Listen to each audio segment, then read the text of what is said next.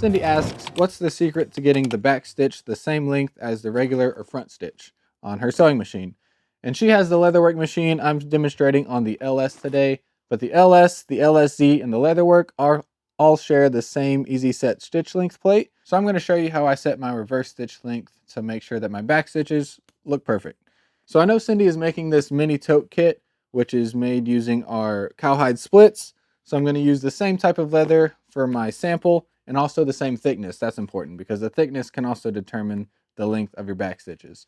So I'm going to throw that under the presser foot, find the stitch length I want to start off at, and I'll purposely make this not quite perfect so I can show you my process to dial it in. Because sometimes even if you have this and this perfectly equal, given the other variables such as what you're working on, it cannot quite be perfect, so it takes some micro adjustments. So that's what I'm trying to simulate here. But I'll start sewing 5 to 10 stitches or so, and then do a practice back stitch, see how it looks. I can already tell those back stitches are too short, so I'm going to get myself into some free area of the leather and then make an adjustment. Since they were too short, I need to lengthen the stitch. So I moved that about 1/4 inch that time, which is a pretty big adjustment.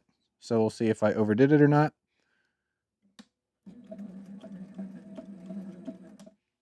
Okay, looking in there, I actually didn't go quite enough, so just rinse and repeat, get into some free area of the sample, make my adjustment, need to go a little bit further.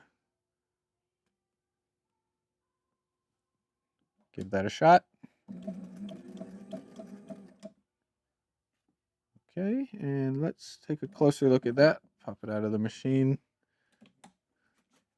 All right, so everything's cleaned up and you can kind of see my progression of my sample. So I started off, it was pretty way off here. Those stitches are way too short. Made an adjustment, got a little closer, made another adjustment, and I nailed it. So give yourself some space, test it out, give yourself some space, test it out, so you make it just like you want it to look, landing in those same holes. And then now the machine will sew perfectly forward and backward anytime you're sewing this leather at this thickness. And then test it again anytime you're sewing something much thicker, or if you're sewing something like fabric, that's a big change from what this is. So I hope that helps you on your next project. Thanks for watching.